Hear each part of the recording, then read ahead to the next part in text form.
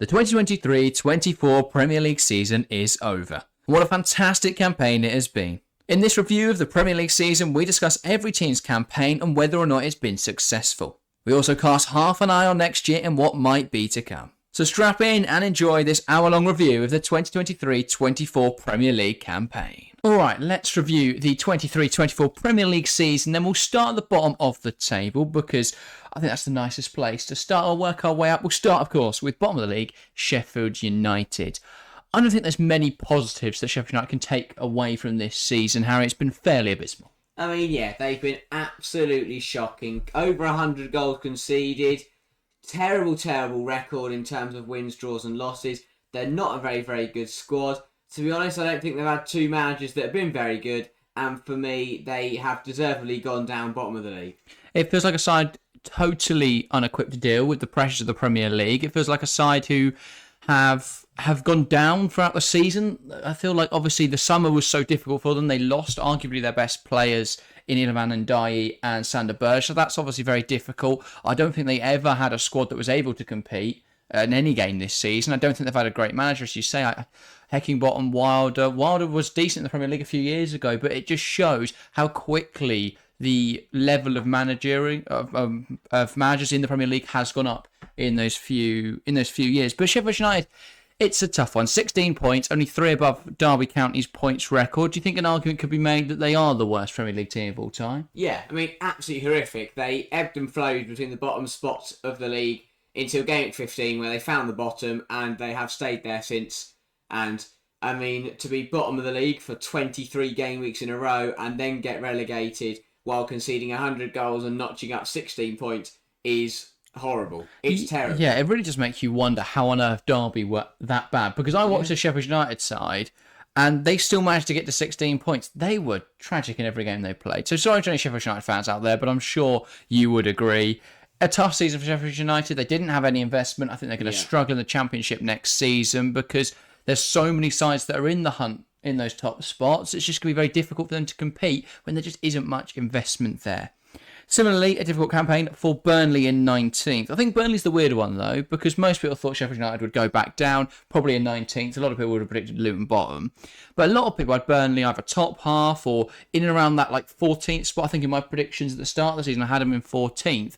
There was a lot of positivity. Company's side had a real distinct style to their play in the Championship, but that just doesn't translate into the Premier League, does it? No, and that's the thing. It's that failure to adapt that is, to be honest, the reason they've gone down. I mean, they've kept with Company because they know he's a decent manager. You know, it's a decent side for me. I think they recruited well. They got some good players, but as you say, that style was never going to cut it in the Premier League. They played too much on the front foot, too attacking wise.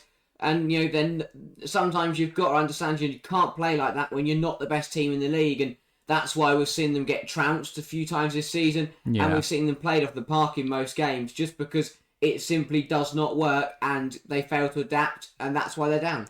It feels like every decision the owners make, and I think this translates to Company as well, is very naive. When they first came in as Burnley owners, they sacked Sean Dyche.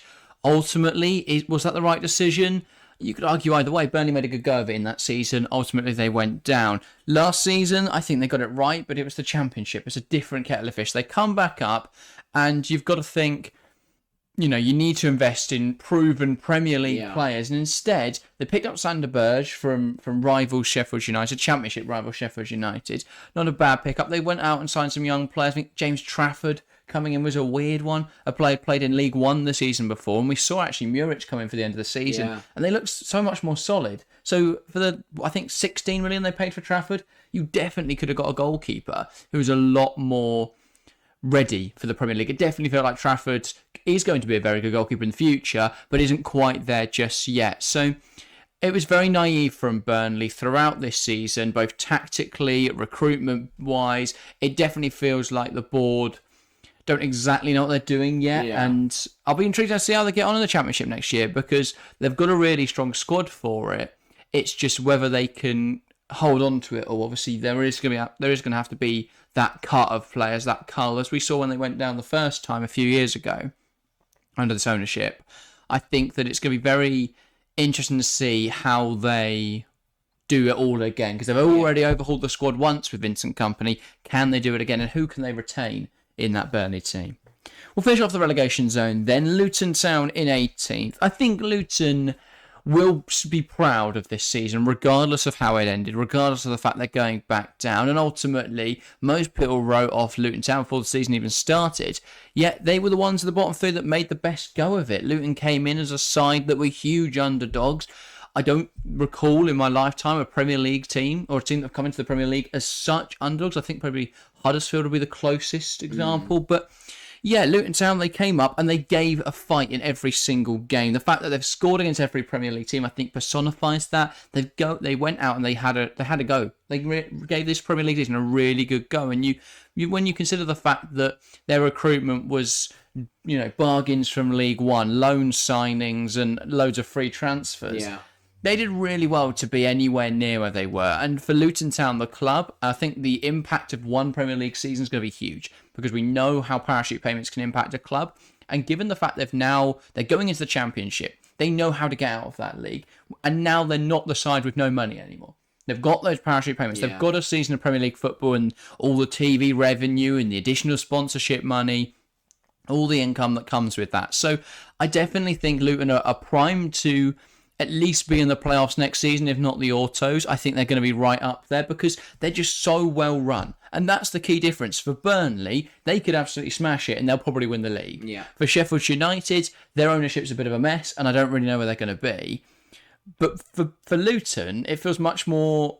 There's a bit more certainty because there is such a direction with the board. There is such a sensibility with with every action they do. Like, you look at last summer, Ross Barkley on a free transfer with a 5 million relegation release clause. He's been incredible this season. And a player they got for free last summer, who is in his 30s, is likely to move to a top 6 side in the Premier League for anywhere between, I think it's a £5 million release clause, which is an incredible fee. But it's rumoured to be between 5 and 8 million. So that'll be a really strong fee for them to get for a player like Ross Barkley. And it's that sort of recruitment that's going to do well. What have you thought of Luton this season? Yeah, I mean, I think they did well. They impressed me, to be fair. They've set up well in every game. They've given each game a good go. But the problem is there's just too many games in there where they've thrown it away. They led 3-0 at Bournemouth, lost 4-3. There have been numerous times where Luton have led in a game and gone on to draw or lose, and that's cost them at the end. And I think you have to look at it and go, yeah, they gave it a good go out of the bottom three, but I mean, it's the second time in Premier League history that the three promoted sides have gone straight back down. And I mean, the relegation zone hasn't changed since game week 14. These three sides have been in this order since that part of the season, and at that point, it's just not good enough from either side. But I think you have to take your hat off to Luton. They gave it the best shot. They're the most unlikely to give it a good shot, but they did. And as you say, I think they'll be up there challenging once again next year. But realistically, all three sides weren't good enough this season. Yeah, I think with Luton, though, especially considering they had game weeks this season where they had just 13 senior players. And some of them were like Luke Berry and Fred Onyedinma. No disrespect, but they're not Premier League footballers. So there's just a complete difference there in what they've got available to work with. I think Luton did the best with the resources. And if they invest the money they'll get from the Premier League this season and the parachute payments that come with it smartly, then they can build a very sustainable future for Luton Town. And we know, obviously, with the new stadium, Power Court coming, I think the future looks really positive for the Hatters. And I'm sure they'll be back in the Premier League, potentially very soon. Let's move out of the relegation zone and to possibly the worst side that wasn't relegated. Quite fortunate in a sense to not be relegated, Nottingham Forest. Now, obviously they had that 4-point deduction, wasn't it? And but many could argue that could have been harsher. But I think Forest, even without that 36 points in a normal Premier League season, they would have been relegated. Next season, with the quality that's coming into the Premier League, Ipswich Town, a very well-run side. Leicester, despite their 10-point deduction, might still be competitive, and either Southampton or Leeds. With that quality coming in, and the team sat above them being so strong, I think Nottingham Forest are in a real spot above them next year. Yeah, 100%. I mean, I think they're a big risk of going down. I look at this year, if the club is run poorly, that's the reason they're getting things like point deductions and just not very smart business. The manager is very average. I don't think Nuno is an incredible manager. I don't think he's a great manager, to be honest. So that's poor from them as well. And for me, the squad, it's got a couple standout players, a bit of individual quality of the likes of Hudson-Odoi and Morgan Gibbs-White. But, apart from a few players here and there, I think they are a really poor squad. So for me, you mix a poorly run football team with a bang average manager and a pretty piss poor quality of squad. That tells me relegated next season. They got very, very lucky. Even I don't care. Even with the points reduction, they've been terrible this season. They should have gone down. They're lucky that we've had this, this rarity of a situation happen. And if something doesn't change drastically over the summer, then they're in a big spot of bother. Yeah, this Nottingham Forest side feels a bit to me like the QPR team. I want to say it was 2015 when they came back into the Premier League and they just signed the most random players. Like they had Rio Ferdinand on their books, Julio Cesar, but then they also combined it with like players like Adel Taarabt, and ultimately that failed and they went down to the Championship. But it feels like that at Forest because you look at their squad and you've got like Chris Wood, who has been a staple for teams like Newcastle stuff in the Premier League. But then you juxtapose that with like Andrew Bamadelli, but then they've also got like Mario and like Harry Arter's at the club. It's the most random assortment of footballers. They change goalkeeper every week. They got like Felipe, who used to play under Diego Simeone. They've got 4 senior goalkeepers: Hennessy, Sells, Vlachodimos, and Turner. Less so of Wayne Hennessy, but how is he even there? It just feels to me like this club is run really poorly, and I completely agree with you on the Nuno Espirito Santo point. I think if you exclude the bottom 3, and I'd even say Rob Edwards is better than him, but if you exclude those, I think he is the worst manager in the Premier League. Other than Brighton don't have a manager, and it still seems to be more positive than what Forest have. So I think there's a lot of work to be done there, and unless they improve their processes, unless they improve their recruitment staff, and they get a director of football who knows what he's doing, and Angelo Mavanakis, I want to say that is the owner's name, stops acting so erratically, until any of that happens, it's just going to continue in this weird cycle where they're going to either keep getting fortunate to stay up or they will be relegated. I mean, you can't really summarise their season better than the fact they had Mark Clattenburg on their books. And then he's quit. How is he, how is that a thing that's happened this season? But what a weird season for Forest. I think they can consider themselves quite fortunate to still be in the Premier League, but weird one for Forest. Let's move on to Brentford then. I have no idea how Brentford have ended up in this position. Is it just because Tony was injured in the first half of the season, or are there deeper underlying problems that need to be addressed? I mean, wow, what a fall from grace. But yeah, I think it's both of those things. Yes, Tony not being able to take part in the majority of the season has affected them, but at the end of the day, you can't be a Premier League side that falls apart without one player. You cut that is unacceptable. You can't just have a dramatic drop off in performance because you're missing one player because he's banned. It really wasn't good enough from Brentford this season, and a Brentford side that we've seen fight against everyone, a Brentford side that has gone and nicked a result at every single. We've seen them beat City, beat Arsenal, beat Tottenham, beat Liverpool. We've seen this Brentford side get brilliant results against very, very good sides. This season we saw none of that. There was a lack of fight, a lack of belief.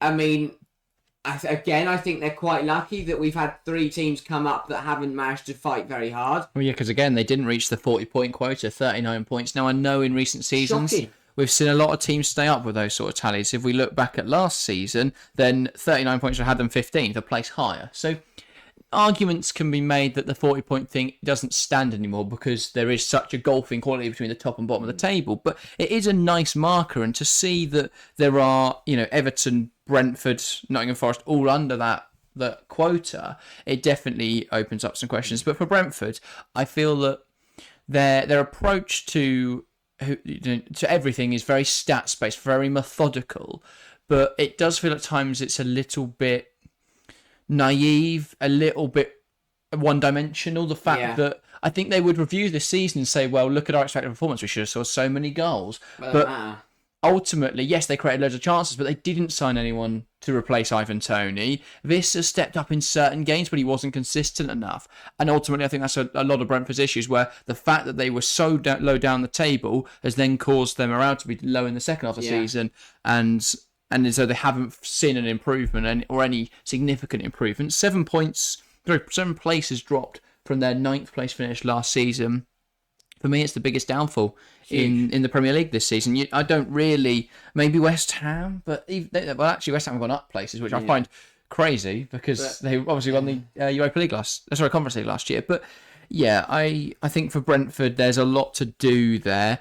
I don't think they're going to sack Thomas Frank anytime soon, and I don't think they should, to be fair, at the moment. But they've got to go into the market this summer and improve their squad, I'd say. Yeah, I think definitely so. I mean, but also back to basics, you know.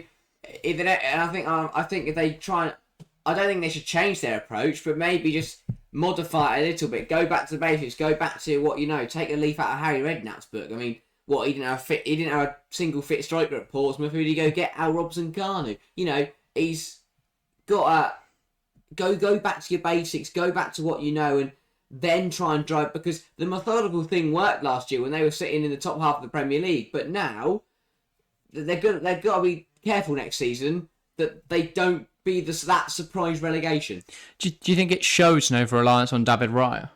Because we've seen him move to Arsenal and he's kept the most clean sheets in the Premier League this season. And obviously he was always known as a very much overperforming goalkeeper. Does it show that actually there are holes in Brentford's system and those were patched up by having arguably the best goalkeeper in the league? Yeah, I think that is what I guess you can put this whole Brentford season under, is an over-reliance across the pitch. You know, you've had Tony banned and Buemo injured for the majority of the season and Raya left.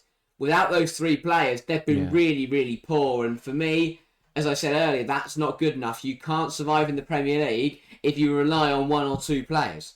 Yeah, and they replaced those with a load of young players and it just didn't really work out. Reguilon, I think, you know, that's a weird signing. Mope, bit of a weird signing. Reguilon's done well, to be fair. Mope's a terrible signing. Like Kevin Schade on a permanent, I didn't really understand. Because he wasn't great when he played for them last season, and they brought him on a permanent, and I've just not really seen him do anything this season. He's played 11 games, scored 2 goals. But that, for me, isn't indicative of a great campaign. It's just it was a weird signing. I didn't really get that. That was like, what, £20 million they spent on him?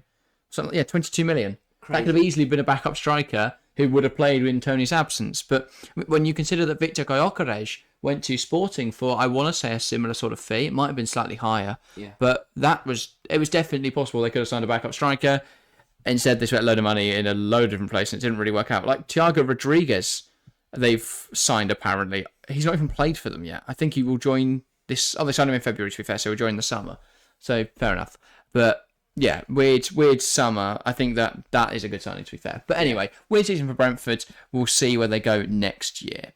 Up to 15th now then, Everton. I would argue Everton have played like a side who could have got top 10, well, should have been top 10 really without the deductions. Yeah, 100%. I think we take the deduction away from Everton here and I look at their performances on the pitch and I think they are a well-oiled machine. Sean Dyche, clearly, his approach and the way, and again, this comes back to what we talked about earlier, adaptation. Sean Dyche might not be one of the best managers in the world, but what has he done? He's adapted his very backwards thinking style. He's adapted it to modern football and has made it still work today. And, you know, he's got the right players. He's got the players he wants. They're working in the roles he wants them to.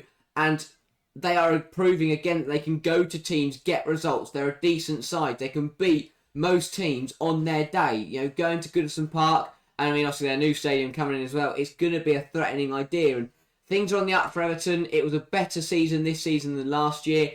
And if they didn't have the points deductions, then they'd be even higher. A really good campaign for them. Hat off to Sean Dyche, and now he started wearing a tracksuit. They seem to be flying even more.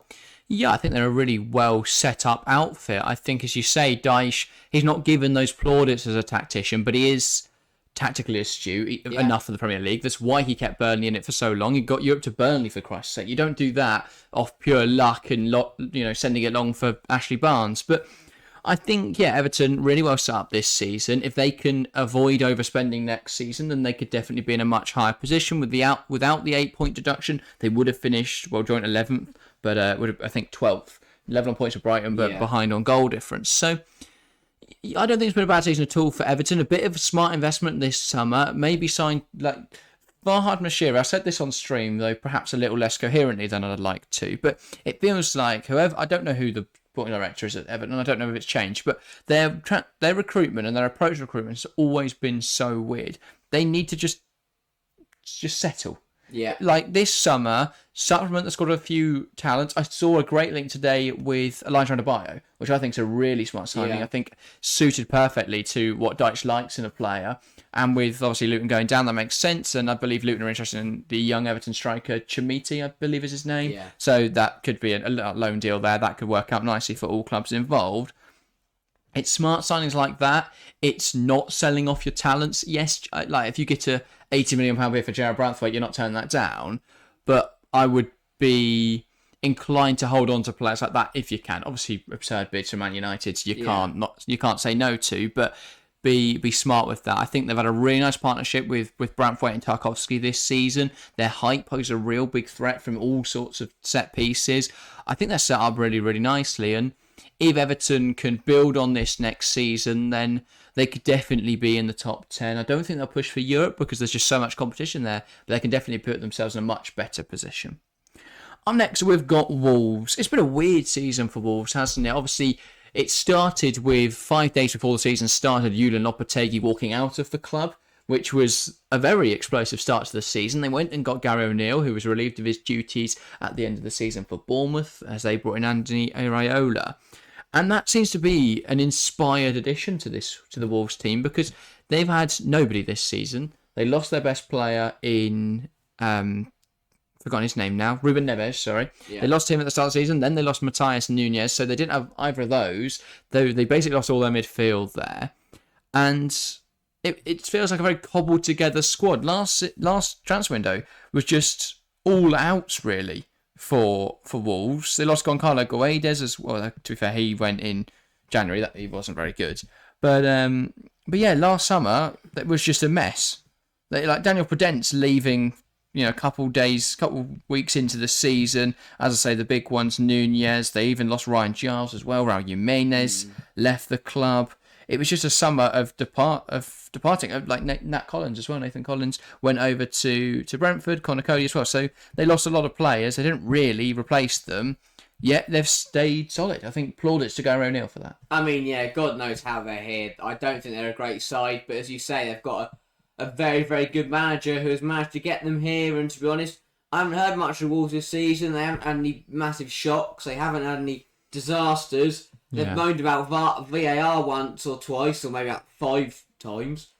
But apart from that, they've kind of just sat along nicely, sat mid-table. I think maybe they're going to need to sort it out for next season because, again, they could be in a bit of trouble and find themselves travelling backwards. But overall, I think a very, very good, a decent year for Wolves. You said they didn't have any shocks. They did beat Man City at the Molyneux this season. That's very impressive, to be fair. But I think Wolves, on one hand, have got a really nice foundation for next season, but they've got to bring in some depth because I look at their starting 11 and it's packed with quality. I think players like Hwang, like Neto, like Cunha, I really like João Gomez. I think he's solid and they will struggle to keep him this summer. I think Jean-Ric Bellegarde, Mario Lemina, they're all really solid players, but they've got to hold on to as many of those as they can and supplement the squad with rotation options, maybe a couple ceiling raises if they want to push forwards a little bit. But I don't know what's in the Wolves' budget. I don't know where the Neves money went. Did that go to João Gomez? I'm not exactly sure. But yeah, it's about improving those in those areas. I think they're going to struggle to hold on to Max Kilman as well this summer because obviously he's a homegrown player and we know the Premier League clubs love homegrown players. And I believe he's a left-side centre-half as well. So again, they love left-side centre-halves because there aren't enough of them out there. But yeah, they've done really well this season, Wolves, and I think all plaudits, all praise goes to Gary O'Neill because they were written off at the start of the season. When Lopetegui walked out, everyone was like, well, they're going to finish in the relegation zone. They're going to be in the Championship. They've lost all their best players. Surely it's a season that's going to be awful for Wolves. But they bounced back in really strong style.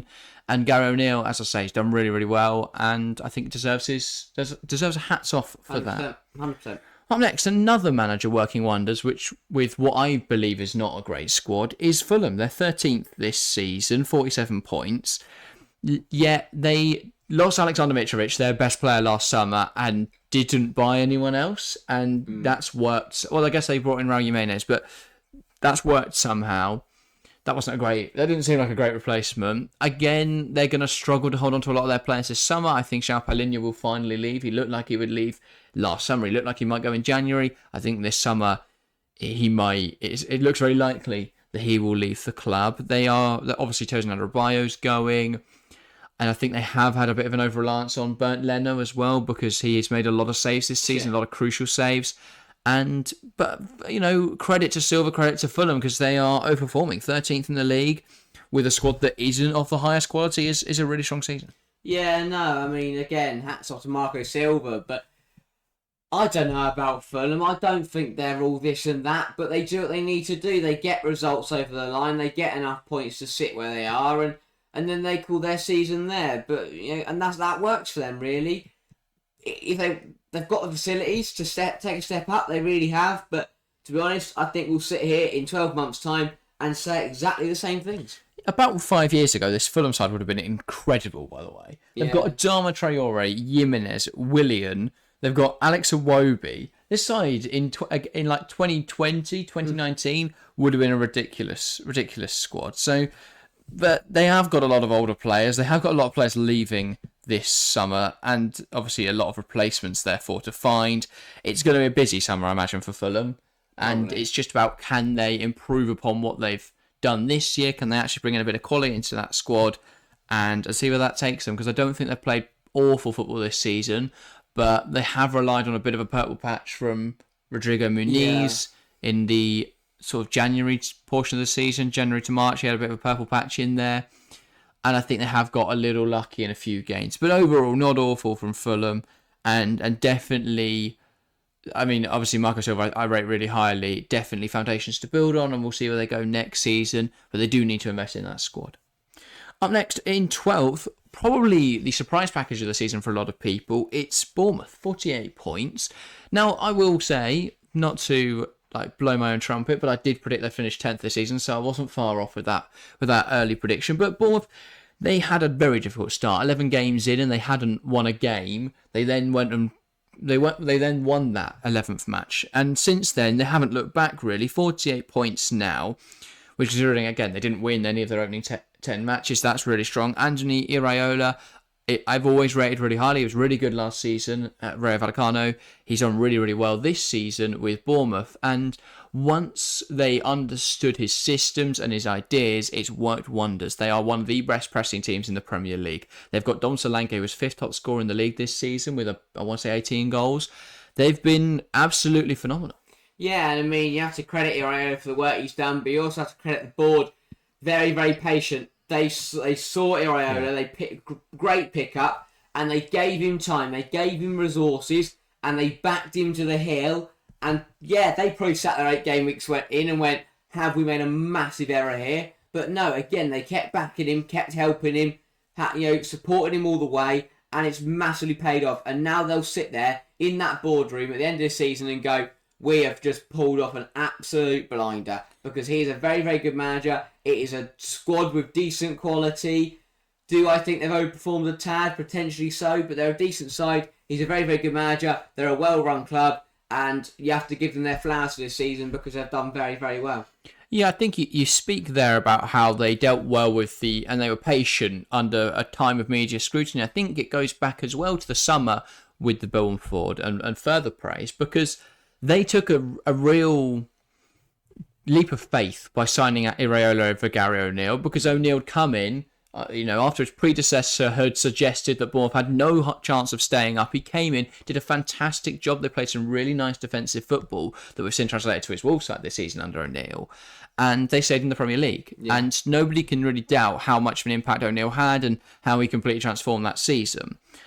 So it was a gamble, because they could have stayed in the safe zone. They could have said, well, you know what? The 3 promoted sides, are they really going to pack much of a punch? Probably not. Wolves are struggling as well. So they could have stuck with Gary O'Neill and said, you know what? We'll probably survive this season and see next season. But instead, they went and picked up one of the hottest young coaches in Europe, in Anthony Iraola, and it's worked wonders for them. That and a mixture of fantastic recruitment players like Alex Scott joining. That's a real coup for a team like Bournemouth. And it's been a really positive season. They've got a really young squad that's only going to get better with age. They've got a coach who I would consider, one of the most promising in Europe, and I think has the caliber to be a Champions League manager one day.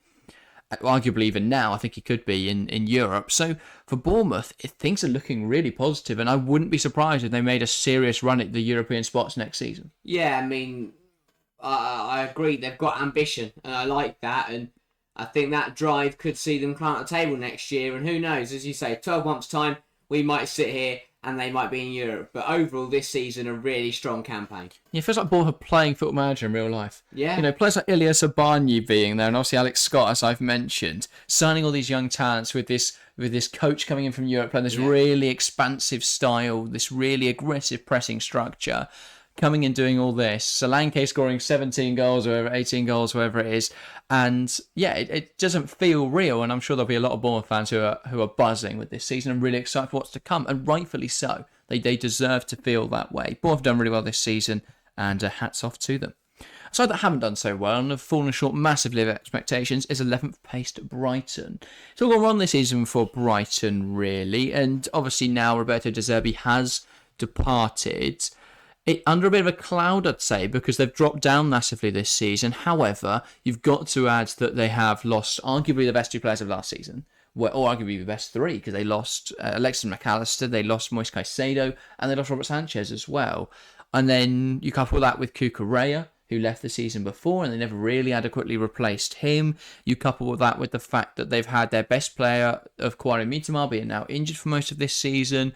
I think there's a lot of excuses for Brighton this season that justify why they are where they are. But ultimately, the board has got to consider if they ever want to be a big club. Because I think we were talking to a Southampton fan who was in our stream chat the other day, and he made a great point because Southampton had the same, where they were a selling club. They bought loads of young talent, brought them through the team, and then sold them on. But at some point, you've got to adjust. Because Brighton were a European side this season. They got into the knockouts. They ultimately lost to Roma, but they were in Europe. But they didn't play like a European side because they didn't have a European quality squad. Now they've got to make that shift. They've got to stop buying young players and then selling them on. Yes, they can buy young players, but you've got to keep some of them. You've got to keep a squad there. And that constant rotation, it's always going to be quite difficult to maintain. Yeah, I mean, simple as you can't be a big side and not replace your best players. You won't work. It doesn't work. But also, from a De Zerbi point of view, I mean, no offence to the bloke, I think he's a good manager, but you cannot be a top manager where your system fails because you've got 2 injuries. I mean, that's not good enough this season, and ultimately that's cost Brighton. And you could say the injuries have cost Brighton, but again, we said this about some managers already, the lack of adaptation. You have to adapt. If the system does, because I'm sorry, but you can't have a fall from a grace just because you had a couple of injuries which meant your system doesn't work. You can't have a system that only works for 11 players. I mean, that's not going to work, and that is ultimately why Brighton find themselves outside the top 10. It hasn't been good enough. They didn't adapt to their situation, and they've been punished for it quite harshly. Yeah, you make some interesting points. I'm going to have to strongly disagree, though, because I rate De Zerbi really highly. I think his football is incredible. I think it's very difficult to adjust when you have players like Moise Caicedo and McAllister who make things tick. Yes, I know they should be able to. They should have replaced them, really. They didn't. I think, bringing in players like Carlos Baleba, ultimately that just wasn't going to work because it's not an ideal profile. He's not the same profile as Moise Caicedo. It would have been impossible to find someone like Moise Caicedo because he's a very unique talent. But I feel Brighton have lost so many players, had so many injuries in key areas. You look at the end of the season, Jakob Murdo was playing right back. It's been a really tough season for Brighton for that reason. And I think you can cut De Zerbi a lot of slack on that front. The other big thing is that he is, if he does go to an elite side like we expect this summer, they're going to be able to back him a lot more than Brighton have. Brighton was backup, so players like James Milner, Danny Welbeck, Mahmoud Dahoud came in on free and then left 6 months later to join Stuttgart on loan. So it was awful recruitment really from Brighton. For a side famed for their incredible recruitment, the young players they brought in haven't adapted as quickly as some of the young players have had in the past. And ultimately, they've just not played well enough for a lot of the season. No, I just think, if you're an elite manager, you know that James Milner can't play the football you want to play. You've got to adapt that football. You've got to admit, okay, I'm not going to bring Dahoud and Milner and Adam fucking Webster into this team and be able to play the football I want to play. So I'm going to adjust for them. I get that, but I do think De Zerbi's a bit of an idealist. As again, a coach that he's rather unexperienced to be an elite manager, and that pragmatism will come with experience, as we see with a lot of managers. But ultimately, I think he's someone that's really stoic in their principles and how he wants to play the game, and he can't. It's not very adjustable for someone like James Milner. Ultimately, he should have had the backing, which he didn't have last summer, and they could never make progress. It's ultimately why he's leaving, because that Brighton are never going to be a side who can compete in the European spots every single season if they get rinsed for their talent. That's just not going to happen. So, yeah, I think Brighton, there's a lot of excuses you can make this season, but ultimately they just weren't good enough, and a lot of that I think falls on the board because they lost some of their best players. And I don't know where the £200 million they've made last summer, I don't know where it went, because it didn't get reinvested in the squad, I can tell you that. And I understand what, they're trying to build the infrastructure. They sign young players, they sell them on for loads of money. They sign young players, they sell them on for loads of money. But yeah, £200 million, they could have built a squad that could have been a lot higher in the Premier League this season. And ultimately, they've got a team that just isn't as good. Isn't anywhere near as good because they didn't replace key players. Yeah. No. They have struggled with a lot of injuries, but yeah. Moving on, Crystal Palace, a very different story to Brighton. Brighton falling down the table, Palace rising up it, 10th in the league. Considering they're in the relegation battle, arguably as of game week 30, how have they done this? I mean, Glasner, wow, man. What a job he has done. What a service. Roy Hodgson had this team. They look dead and buried. They look like they're in big trouble, and they pulled the plug on him. They finally sacked him. They brought in Glasner, and I mean, boy oh boy, has he had an impact. He has been absolutely brilliant. The Eagles have been flying. I mean, Jean-Philippe Mateta is playing like Prime R9 at the moment. They've been absolutely brilliant. They've unlocked all their players, the best of their players, and it's been brilliant to watch them. And they, to finish 10th is an incredible achievement. I know Glasner's not been here very long, but what he has done in such a short period of time is absolutely amazing. Yeah, I completely agree. Again, if you want to watch our full video on it, that is on the channel, and I think that gives a lot more detail as to how they've managed to achieve it. But yeah, Glasner has worked absolute wonders. It was a season that looked really stale, really long under Roy Hodgson, and ultimately, I think that the decision to bring him back last season was smart because they kept him in the Premier League. But they should have, in the summer, gone realistically. He's not going to be the man to take us forward. Let's move him on. I think that would have been met like O'Neill's departure at Bournemouth with a little bit of animosity, a little bit of people going, is that the right decision? Because you've sacked someone who was so successful. But Hodgson's football was so regressive, and then you compare that to the ultra high pressing, soaring Eagles this season that we're seeing now under Oliver Glasner, where the positivity seems to be renewed in that squad. The energy seems to be renewed. Yeah. And we're seeing players like Eze and Elise at their creative best. We're seeing Mateta at his most clinical I've ever seen him. I don't think even in the Bundesliga he was this good. 13 goals in 13 games under Oliver Glasner. That's a ridiculous record. And Mateta's not an elite finisher by any stretch. He's not up there with Haaland and those type of players, but those numbers are. So that's 1 goal a game. So he's done really well, considering he scored 3 in the first 22. So Glasner's worked wonders, and I think that I'm really interested to see where they go next season. Yes, I have some concerns that they will get rinsed for their talent and they'll end up struggling, but I don't think they're going to lose Eze. They might lose Elise. I don't really see Mateta going, but I do see his form dwindling at some point. He can't keep this up forever. I think I'd be surprised if Adam Wharton left, and if he did, they'd get a lot of money. I think they might lose Guerhi, but a lot of their squad's going to stay, and so they should be able to, if they can keep a lot of their squad, I think they can make a really serious run at the European spots. Yeah, no, definitely so. Into 9th then, and a side that dropped out of Europe, but they've actually had a gain in the Premier League, which it doesn't feel like they've gone anywhere. It feels like they've gone backwards. But West Ham United, 9th in the league this season, minus 14 goal difference.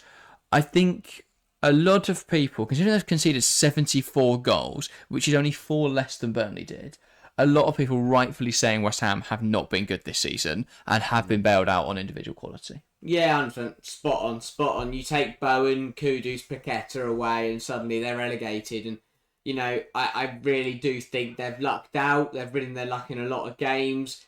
They've finally got rid of Moyes, but obviously that's coming at the end of the season. For me, for West Ham, it was just about getting through this year. Once they're out of the Europa League, that was it really. Their season was done. They just rode out the storm. They finished 9th, which I think is brilliant. Top 10, they'll take that. They won't mind too much. Next year, Lopetegui coming in, I think they'll do all right. We'll see what happens. But overall, this season, they've ridden their luck. They've got through it. They've come out the other side. And with 9th in the league, I don't think they'll be too disappointed. Yeah, I find it weird because a lot of people talk about how it's so congested now, that fight for Europe, that nobody can break into it, nobody can push up into the top half. But we've seen 9th place West Ham, who I think have been one of the worst sides in the league this season. I don't think they've played good football at all. And again, as I said, they've been bailed out a lot of times by players like Mohamed Kudus, Jared Bowen, Lucas Paqueta. Those type of players have bailed them out massively. So next season, it's going to be interesting to see what happens. I think Lopetegui, I'm not a huge fan of that appointment. He wasn't good at Wolves. Yes, he's got a strong CV on him, but it hasn't translated in the Premier League before, so there's no given that it will this time.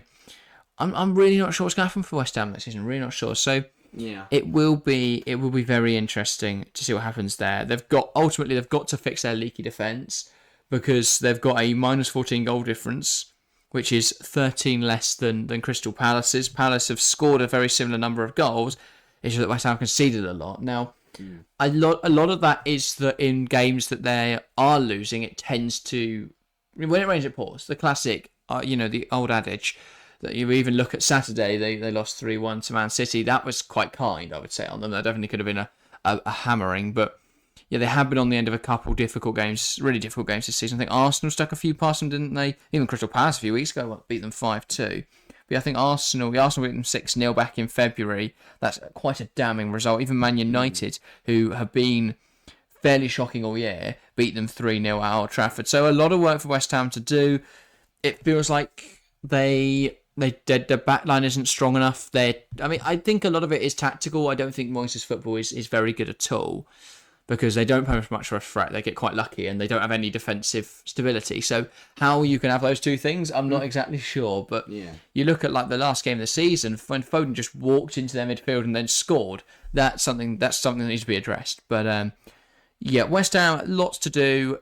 It's going to be a busy summer again. Another one that I think there's a lot of work to do there, but there are some really positive signs. If they get a manager who plays good football, it's likely to be Lopetegui. Maybe it can be good. I'm not sure. We'll see. Up next then, Manchester United in 8th. Where to start with United this season? Because I think they've had a really poor season. Underlying numbers suggest they should be closer to 16th in the league. So a lot of fans of United will be annoyed they didn't finish in Europe. I'd be relieved you're even 8th in the league, to be honest. And I think that while you might, stats don't paint the full picture, they're another team that get really fortunate because I don't know what happens, but a lot of teams just can't take their chances against United for some reason. And then all it takes is because they've got really high quality players like Alejandro Garnacho and Bruno Fernandes, particularly this season, and even at times Højlund, not Marcus Rashford this season, but players like that. Because they've got those high quality players, they can get away with playing really awfully for 90 minutes. But at some point in that time, Bruno's gone and stuck in a penalty. I think the game that sticks out for me, and there's loads of examples of this across the season, but the Fulham game, where Fulham created 3 XG, had loads of chances, and then in the 93rd minute, United got a penalty, Bruno scored it, and they won. Like that, for me, summarises their season. They did nothing all game, and they've had that time and time again this season.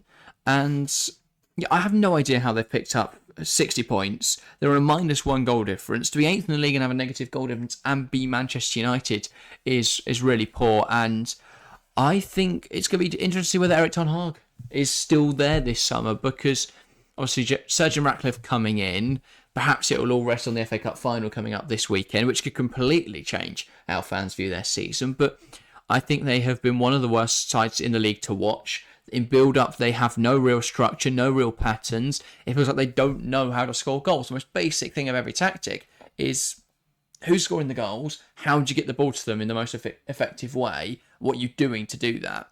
But I think if you were to look at Man United, who scores the goals? Well, it's Bruno or Garnacho. How do you do that? It's get lucky. It's smash it long. I hope something falls to someone. It's, sit in a they can't break down low blocks, so they sit there and then if somehow get a penalty or someone will strike one top corner. It's little things like that, and a lot of that's because of individual quality. I think tactically they've been really awful this season. I know Ten Hag's claimed injuries have had this huge impact, but I feel like that's not a big enough excuse. They're Manchester United. Go and sign some players. Stop spending £100 million on people like Anthony. Get in a director of football, which they have done now, and invest much more smartly. I think things with under Ineos will be much better, but that's not a guarantee. And I'm not sure that Ten Hag is the right man to take them forwards. Yeah, no. I mean, there's so many problems inside the club that we can't go into now. Fix their roof for starters. Yeah, I mean, just on the surface, they're a crap football team. They've got a really poor manager. They've got some crap players, and the owners aren't great. Well, the Glazers aren't great. So overall, that tells you what should they do? A crap football team. That is exactly what they are. They're very likely to be in 8th. And to be honest, I hope they have a terrible season next season just to give them a bit of a wake-up call. To be honest, because at this rate, I don't know what it is. They refuse to accept that they're crap. So, to be honest, if they go up next season, they finish 16th, I'd like to think that would be the kick up the arse they need. Well, that's the thing. Like, underlying numbers genuinely suggest they should be 16th in the Premier League. Now, I know that's not an exact science, but that's mental. That is absolutely mental. Manchester United, the football they play suggests they should be 16th. And actually, because they're Man United, they've gotten away with a lot of results this season. But that's damning for me for Ten Hag. I don't think you need any other evidence to suggest he shouldn't be in that role. That for me would be enough to say he can't handle the expectation and the pressures of the United job. But for whatever reason, the board have stuck by him this season. He's got an FA Cup final this Saturday. If they win that, suddenly they're in Europe, and maybe we forget about all these problems. But yeah, we'll see what happens there. In 7th, Newcastle United, a 3-place drop from last season, but ultimately, I think a campaign that has been rather successful, considering the number of injuries they had, considering the increased demand on the players because of their Champions League exploits this season. I don't think it can be understated how that can cause a lot of injuries, and we've seen that. You know, they signed Sandro Tonali for a lot of money. Their big money signing comes in and he gets banned for a year immediately, or a couple months in. That's just things that are very difficult, unforeseen circumstances. And personally, I think Newcastle dealt with them really well. I think Howe has done a brilliant job there. He rode them over the wave of difficult results, and the back half of the season they've been really strong as they've seen some of their key performers return. But yeah, Alexander Isak, I think he's second in top scores, third in top scores, 21 goals, something like that. Incredible return for him. I think Anthony Gordon's been one of the standout players this season. Someone I think was horribly overrated and didn't really demonstrate much skill or ability or output. This season suddenly looks like a much more polished and defined player, and I think Howe deserves huge plaudits for that. And yeah, I think Newcastle should consider this season successful, because it's very difficult when you have such a high last season to match that. And I can understand why there's frustration, because they were they're in the Champions League last season. Now they're back down to 7th. They should play Conference League. It will depend whether Manchester United lose the FA Cup final or not, which they should, but you never know. So they should still have European football. Ultimately, yes, it's a drop down, but they should win the Conference League if they're in it. I think it's been a positive season for Newcastle. Yeah, 100%. Bit like a relay for me, Newcastle. They're really fast out the blocks. Their 2 middle stints were a bit poor, but a good run towards the end has seen them climb right back up the table, and a testament to how for that the players, they've rallied together. They've got a couple of players back from the medical centre, and they've done really well, and overall very, very decent season. Yes, it's not as lofty as it was last year, but I think last year was more of an over-performance, whereas this season they stabilised themselves in the European places and can be very happy with what they've done. Yeah, 8 points off Champions League football when for about 2 months this season they had a 17-year-old playing midfield. I think that's a very good job from Newcastle, and yeah, I think they deserve credit for that. Yeah. In 6th then, Chelsea, and 5 points off Champions League football. Talk about recovery. Exactly. A team that 12th last season, and they seem to be in abject adversity, are suddenly now looking like one of the most exciting projects in the Premier League. They're signing world-class superstars from Palmeiras in the form of Willian Esteval. They're signing them from Colombia and Independiente del Valle in the form of Kendry Paez. They've got the sort of players like that coming in. I think things look really positive. Carabao Cup finalists, FA Cup semi-finalists, European football of some variety, whether that's Europa League or Conference League. We'll see what happens in the FA Cup first. But either way, that's a really positive season, I think. And Chelsea, it's been difficult at times. I think, though, Pochettino has earned himself more time, or should get more time. I know that, there's probably going to be links with other managers. I think Chelsea would be incredibly stupid to get rid of Pochettino, but ultimately I'd consider it a successful season, successful first campaign for Pochettino, and hopefully the first of many successful years. Yeah, definitely so. And the board have done well to remain patient with him, and they should stick with him. Poch has had a really, really good year. He adapted. It's that word you have to use in the Premier League. It's a huge word. Adapted. Chelsea were not playing well enough. Poch adapted, and now it's paid off massively, and they look like a very, very good side that can beat anyone on their day. And I think going forward into next year, Chelsea do look on the up. But overall, this season to finish sixth in the league after such a torrid time, some shitty results. Yeah, it's very, very good. And to think a lot of people will compare Chelsea and Man United at the moment because they've both been shit, but look at the way we've ended up here. We've got United in 8th, a negative goal difference out of Europe, and then we've got a Chelsea side who were lower than United for the majority of the season, who have finally climbed above them, got into Europe, and have looked very, very good. Yeah, Chelsea won every game in May as well. Pochettino has finally resorted to the tactics he was using in pre-season because he's seen a lot of the players come back now. And things look really positive for next year. For Chelsea, it's about being really smart this window. Yes, we need to make some sales. And, there's players like Raheem Sterling that could definitely depart and a few others across the squad. But for me, I'd set a maximum of 4 transfers at the very most because Chelsea don't need a whole lot. There's a lot of quality in that squad. And actually, as Pochettino said in his interview after the game, what we need this summer is 80 to 85% of the squad to be the same. And I completely agree. Yes, supplement it with a couple quality talents. If we could get a really good goalkeeper, let's go and do it. Because I like Petrovic a lot. But if there's a world-class shot stopper out there, then I think it would be stupid not to. I think maybe at left back, if Chilwell leaves, which I wouldn't be surprised. If Martson goes because pure FFP profit and he can't really play the Cucurella role, then maybe we look at a left back, maybe a striker as well to play back up to Jackson. But I certainly wouldn't be spending 100 million on Victor Osimhen. I don't think he's the right fit. But yeah, supplement the squad in certain positions, maybe a right centre half if we don't think Wesley Fofana's ever going to play football again, which doesn't look like he will at this rate. But yeah, I think supplement the squad, but ultimately keep the core as it has been this season because Chelsea have played really, really well recently, and there's no suggestion that's going to stop going into next year. So yeah, really good stuff for Chelsea and deservedly back in Europe. Good job from Pochettino.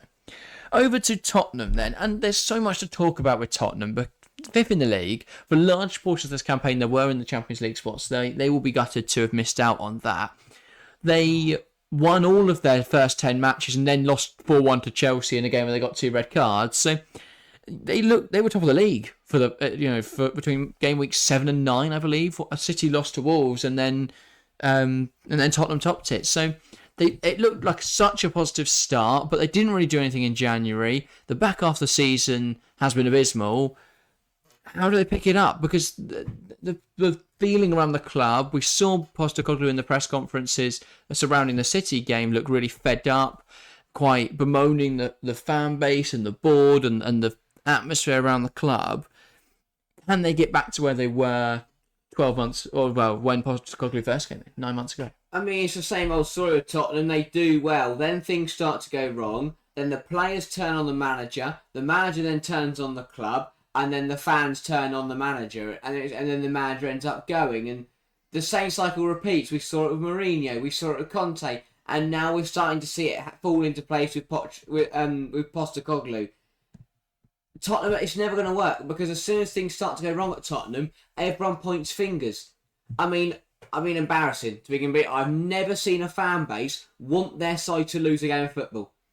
And even if you want your side to lose, to then go to the stadium and cheer for the opposition, I don't care who you're playing, what the permutations are. That was embarrassing, and I can't stand Tottenham, and that's another reason why.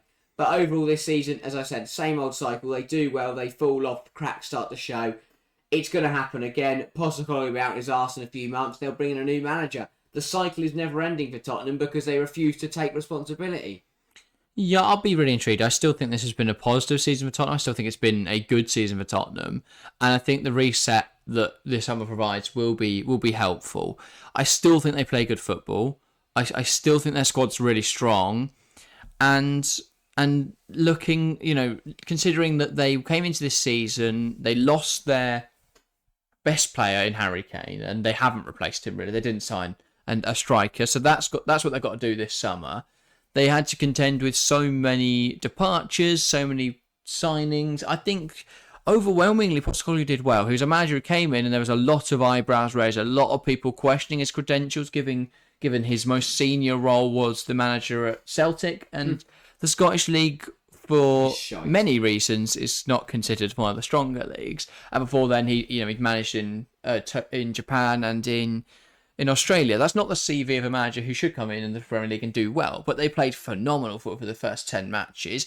Postecoglou comes across a really genuine character and someone who I think Tottenham should be happy as leading them forwards. Yet there's so many sections of the Tottenham fan base who want him gone already because the second half of the season was so poor and they fell off so dramatically. But for me, they've got to give him time. They've got to sign a striker and see what happens next season. Yes, if they drop off, maybe you look at alternatives, but to sack Postecoglou now would be really stupid, and I can't imagine the board are seriously considering that.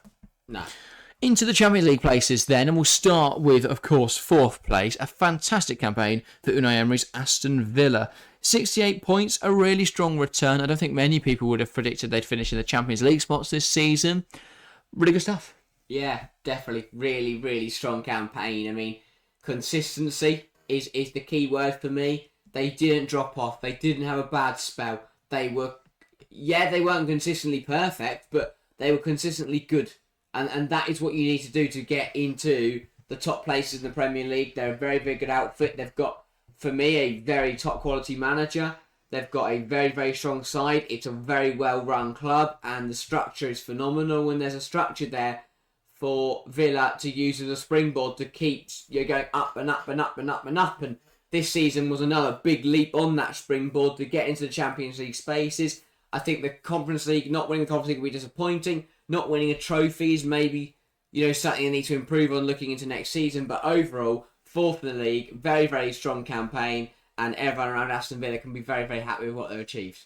Yeah, I think we will probably do a deeper dive into Aston Villa's season because there's a lot that I want to talk about tactically that I don't think we have time for now. But Aston Villa, yeah, they've played really well this season, and a lot of that comes through Emery's tactics. They're very disciplined, they're defensively regimented, but pack a real punch on the counter-attack. They are able to break down low blocks, but they're also really good against high lines. I feel that they've got everything, and it does question, is there anything stopping Villa from becoming a bit of a force? Because they've got a really strong starting 11. If they can add a few more players this summer, a bit of depth would be helpful because I do think that's what they've lacked. And potentially we talk about how they have not really competed in cup competitions. Potentially having that depth and players you can bring off the bench is helpful in knockout competitions and could definitely get a few more wins over the line in the Premier League. So there are definitely improvements to be had. But ultimately, I'd consider it a good campaign for Aston Villa. And I'm excited to see where they go next. There's stuff to do over the summer, but yeah, for the next month, enjoy the Euros, relax, and prepare to do it again next year. 100%. But yeah, good stuff for Aston Villa, and massive congratulations on reaching the Champions League. Incredible achievement to do it without that. The same investment as Newcastle had. A similarly great story, but I think Villa have done it through hard work, dedication, and manager Unai Emery, who is fantastically dedicated and really good at what he does. Yeah. Up next in 3rd, Liverpool, and I think what could only be considered as a bit of a failure of a season in Jurgen Klopp's farewell tour. They expected to go out with a quadruple and ended up with just a Carabao Cup. I think ultimately there'll be a bit of frustration around that, a little bit of upset, but ultimately I think it's a reign that's been so positive and a manager that's had so much impact that goes beyond the field, goes beyond the trophy cabinet. Yes, they've not won the league. They've only won the league once in Klopp's period, but I think you've got to look at the extraneous circumstances. City are just so ridiculously consistent, and Pep Guardiola is a freak of a manager. So, huge. I still think Klopp has done well this season. I still think Liverpool have done well this season. Obviously, winning the Carabao Cup. I think, as we've seen with a lot of people, a lot of clubs who announce their manager's going to leave, it tends to be an overwhelmingly negative thing, and perhaps that's the reason they weren't up there, because when they got into those last stages of the game and they needed that goal, there's not that same push, that same passion from your manager. Klopp's, I don't doubt his commitment. He was there to the very end, but there is going to be still a slight difference, and I feel like it never works, does it? Telling everyone your manager's going to leave. Sure, behind closed doors in the boardroom, you make that decision, but I don't think that. I think they told the players and the fans and all that way too early, and the whole narrative around this season has been, Liverpool going on this farewell tour, they're going to win everything, and ultimately, I think that pressure resulted in what we've seen this season as a massive failure for Liverpool. But yeah, 82 points. They were in the title race until about game week 30. That's still a good season for me. Yeah, but they led the league 6 game weeks in a row up until game week 32, and now they end up finishing first. For me, they threw it away. They really did. With 6 game weeks to go, they sat top of the league, and now we sit here and they're third. It was very disappointing. Some really stupid results, and to be honest, I think they could have won it this year. They really could have, and they threw it away for me. Bit of disappointing, but Klopp's a very, very good manager. They got a trophy. Not bad. Third isn't bad. It's an improvement on last season. They won't be too annoyed. Yeah, considering the injury as well, he's done very well this campaign. 82 points, I don't think it's a fair reflection. I think once they dropped points and were behind the top 2, they definitely took their foot off the gas and went into farewell mode. But still, good stuff from Liverpool. They're going to be playing Champions League football, and I'm very interested to see what happens under Arne Slot. I feel like it's either going to be a perfect replacement, and he's going to come in really well and do really well, or it's going to be a huge failure, because that tends to be what happens when you sack a very successful manager, no matter who you bring in. So it's very much trial by fire, and I'll be very interested to see how he gets on in a very big role that is the Liverpool job. The top 2 then, let's talk first, of course, about Arsenal. I think a very good campaign for Arsenal. Yes, they'll be gutted to come out of it with nothing, but as you say, they've done nothing wrong. They haven't put a foot wrong really this season. It's a shame for Arsenal that City are as competitive as they are, because you can make a strong argument that over the last 2 seasons, Arsenal deserve to have won something. Yeah. That hasn't happened. I feel that next season could be different. They are playing some really good stuff. Yeah. I don't really know how they get better, but I think City, surely this consistency has to stop at some point, but it just doesn't seem to ever be stopping. Arsenal, though, they play really, really good defensive football. I think the best defence in the league by far. David Raya, topping of the clean sheet charts, is evidence of that. And a really good season for Arsenal. They'll be gutted they didn't win the league. Yeah, I mean, you can do both City and Arsenal at the same time, really, because they both were brilliant this season. But there's one difference for me, and this sums it all up. When City and Arsenal drew 0-0, you had Arsenal celebrating. Arsenal fans were delighted. Arsenal players, the whole squad, everyone was absolutely buzzing to go to the Etihad and get a point. And that's what they went to play for. And I mean, even Rodri said it. Man City don't do that. You can't go to your title rivals and celebrate a point. And that is why City win trophies and teams like Arsenal's don't. Because they rocked up at the Etihad there with no intention of winning whatsoever. And that's the fundamental problem. That's why City win leagues. That's why other teams don't. Because City know they can beat everyone, and they do beat everyone. Whereas teams like Arsenal, fans were praying for a point before that game. Yeah, I do think I get what you're saying, and I get what Rodri was saying. But ultimately, you look at the game in the Emirates, and City had one shot on target in that game, and Arsenal won 1-0. Now, that was a really poor quality game. Both games really should have been 0-0, and Arsenal were lucky to get something out of that, but they did take more shots. So I guess, you take more shots, you're going to score one of them, aren't you? But I feel that the fact that other teams, Arsenal will feel hard done by, because they've only dropped points in 10 matches this season. They've taken 4 points off City. what more could they have done? They'll be asking, but they've just got a couple more results go the other way, and it's a different story. So I don't know. I feel Arsenal will be very annoyed, but ultimately close, but not close enough again. How long will this continue? Is it going to be the same next season when Pep goes? Yeah. In Pep's last season, we expect.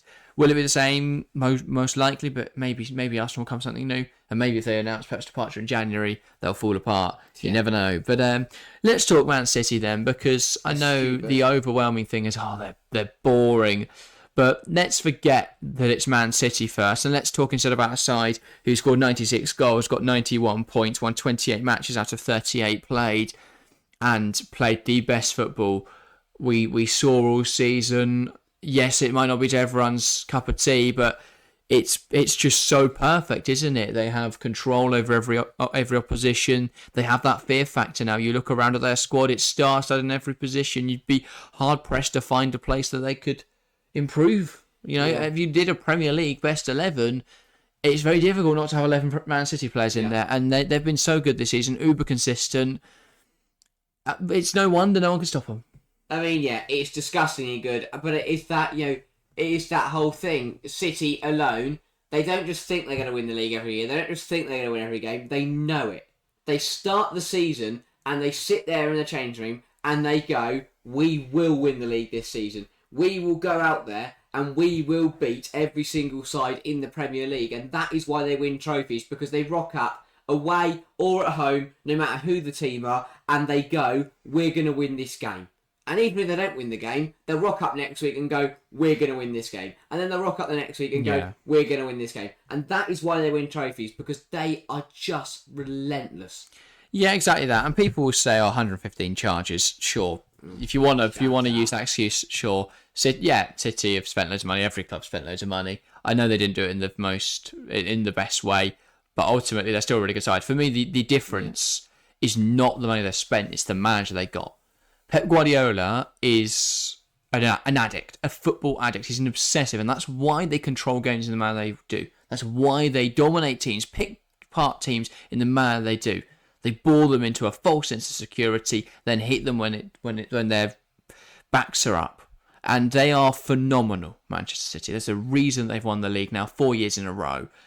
I hope someone can bring the fight to them, of course. And Arsenal have the last 2 seasons and almost beat them. But yeah, City are ridiculously good, and that's why they're in the position they're in. 100%.